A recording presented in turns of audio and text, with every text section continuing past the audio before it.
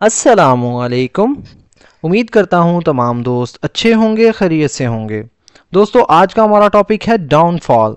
इसका मतलब होता है जवाल, यानी ताकत, कामयाबी या मकाम का अचानक से ख़त्म हो जाना, या किसी की हैसियत या हालत में तेज़ी से कमी को जाहिर करता है, जो अक्सर गलतियों या बदकिस्मती की वजह से वाक़या होती हैं। सो फ्रेंड्स, अगर आपने हमारे इस चैनल को अभी तक सब्सक्राइब नहीं किया तो अभी चैनल को सब्सक्राइब कर लें और साथ में लगे बेल आइकन को ज़रूर प्रेस कर लें ताकि हमारी आने वाली इस तरह की न्यू वीडियो का नोटिफिकेशन सबसे पहले आप तक पहुंच सके। एवरी सक्सेसफुल पर्सन और nation may face a downfall at some point. Every मतलब हर, सक्सेसफुल कहते हैं कामयाब को, पर्सन मतलब शख्स या इंसान, और या नेशन कहते हैं दोस्तों कौम को या मुल्क को। मे फेस मतलब सामना हो सकता है, सामना कर सकते हैं। डाउनफॉल मतलब एक जवाल का। एट मतलब पर, सम पॉइंट यानी किसी मौके पर, किसी वक्त पर। एवरी सक्सेसफुल पर्सन और nation may face a downfall at some point. हर कामयाब शख्स या कौम को किसी न किसी वक्त जवाल का सामना हो सकता है। A downfall means a sudden decline in success, power or reputation. A downfall मतलब जवाल, means यानी का मतलब है या मायने देता है। A sudden मतलब एक अचानक, sudden का मतलब होता है दोस्तों अचानक यानी गैर मुतवक्के, फौरी। Decline कहते हैं दोस्तों कमी को, गिरावट को। इन मतलब में, सक्सेस यानी कामयाबी में, पावर यानी ताकत में या इख्तियार में, और या रेपुटेशन इसका मतलब होता है दोस्तों साख या शोहरत में यानी इज्जत में।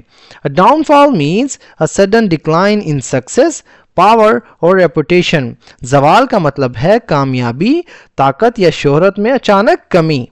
It can happen due to bad decisions, lack of planning, overconfidence और एक्सटर्नल चैलेंजेस। इट मतलब ये, कैन हैपन मतलब हो सकता है, का मतलब होता है वकू पजीर हो सकता है। कैन हैपन मतलब वाकया हो सकता है या हो सकता है। ड्यू टू मतलब की वजह से, बैड मतलब गलत या नाकिस, डिसीजंस यानी फैसलों की वजह से, डिसीजंस कहते हैं फैसलों को। लैक मतलब कमी, ऑफ मतलब की, प्लानिंग यानी मंसूबाबंदी करना यानी मंसूबाबंदी की, ओवर कॉन्फिडेंस यानी ज्यादा एतमाद की यानी हद से ज्यादा खुद पर एतमाद करना, इसे कहते हैं ओवर कॉन्फिडेंस। और या एक्सटर्नल मतलब बैरूनी, एक्सटर्नल कहते हैं बैरूनी यानी बाहर वाले या बाहर से मुतल्लिक, चैलेंजेस यानी मुश्किलात की वजह से। It can happen due to bad decisions, lack of planning, overconfidence और एक्सटर्नल चैलेंजेस। ये गलत फैसलों, मंसूबाबंदी की कमी, हद से ज़्यादा एतमाद या बैरूनी मुश्किलात की वजह से हो सकता है। For example, if a student stop studying after. For example मिसाल के तौर पर, इफ़ मतलब अगर, अ स्टूडेंट मतलब एक स्टूडेंट, एक तालिब इल्म, एक सीखने वाला। स्टॉप्स मतलब रोकता है या रोक दे। स्टडीइंग मतलब पढ़ना या पढ़ाई। आफ्टर मतलब के बाद। गेटिंग गुड ग्रेड्स, फेलियर में फॉलो। गेटिंग मतलब लेना, हासिल करना, पाना। गुड ग्रेड्स मतलब दोस्तों अच्छे नंबर, गुड मतलब अच्छे, ग्रेड्स कहते हैं नंबरों को। फेलियर मतलब नाकामी। मे फॉलो इसका मतलब होता है कि हो सकती है या आ सकती है। मे फॉलो मतलब आ सकती है या हो सकती है। For example, if a student stops studying after getting good grades, failure may follow. मिसाल के तौर पर अगर कोई स्टूडेंट अच्छे नंबर हासिल करने के बाद पढ़ाई छोड़ दे तो नाकामी हो सकती है।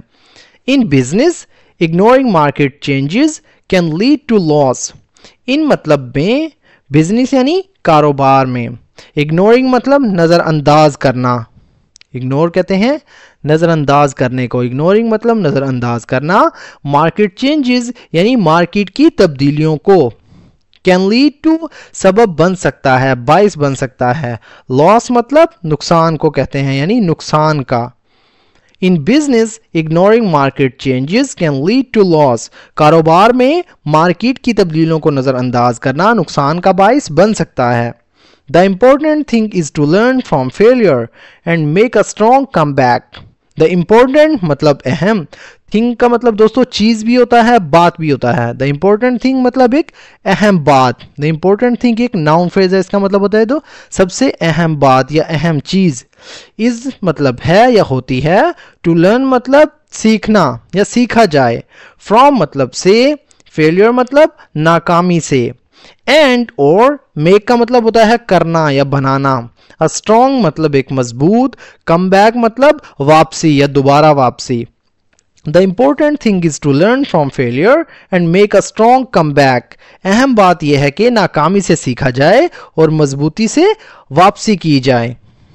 Downfall is not the end but a lesson. Downfall मतलब जवाल।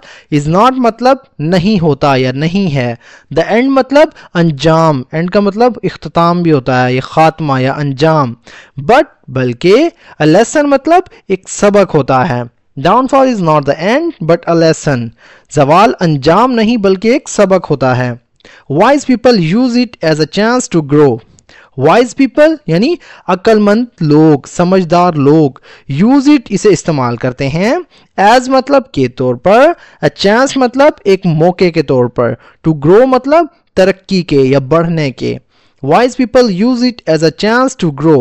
अक्लमंद लोग, समझदार लोग इसे तरक्की का मौका समझते हैं।